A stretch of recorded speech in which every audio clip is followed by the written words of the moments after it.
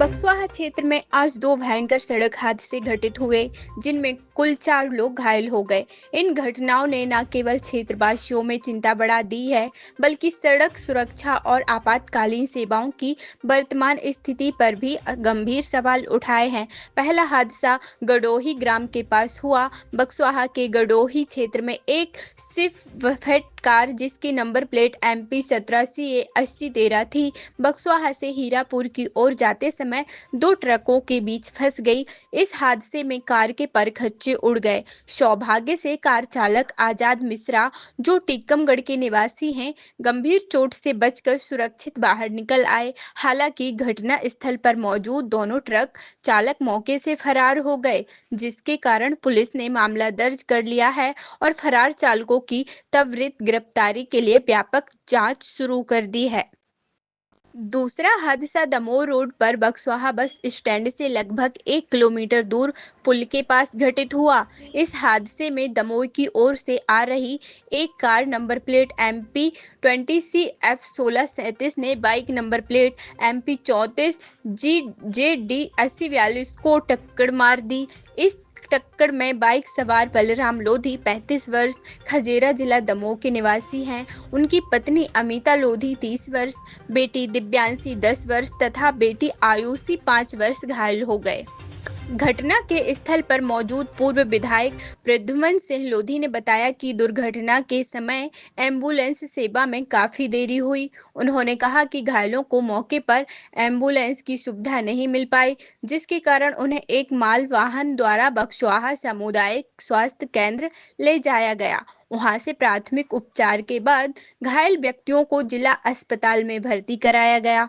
प्रद्युमन सिंह लोधी ने आगे यह भी जोड़ते हुए कहा कि वे इस मामले की गंभीरता को देखते हुए आवश्यक जानकारी एकत्रित कर उचित कार्यवाही के लिए लिखित रूप में प्रशासन को संज्ञान में देंगे। घटना से यह भी स्पष्ट हुआ कि क्षेत्र में आपातकालीन सेवाओं की तत्परता और एम्बुलेंस की उपलब्धता में सुधार की तत्काल आवश्यकता है। स्थानीय निवासियों ने इस बात पर गंभीर चिंता व्यक्त की है कि एम्बुलेंस की देरी से घायल व्यक्तियों के उपचार में बाधा उत्पन्न हो रही है, जिससे भविष्य में ऐसे हादसे और भी जानलेवा साबित हो सकते हैं। वाहन जो है ये दो तरफ कह रहा था, मैं भी पीछे ही आ रहा था।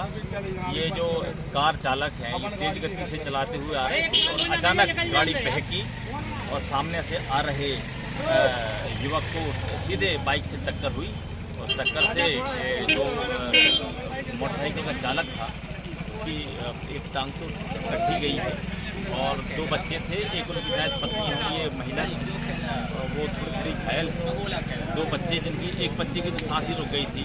हमारे पेट्रोल पंप वाले भैया हैं, उन्होंने तत्काल गले से लगा के उसको बच किया तो बाकी ठीक है। बाकी सब लोग यहाँ आ गए हैं मौके पे, पुलिस भी आ गई है और बाकी सभी लोग सहायता करके अभी पेशेंट को हॉस्पिटल किया। ऐसा रोज देखा गया है, आज भी एक चीज़ देखी गई है कि बक्सवाहा में एम्बुलेंस समय से नहीं मिल पाती।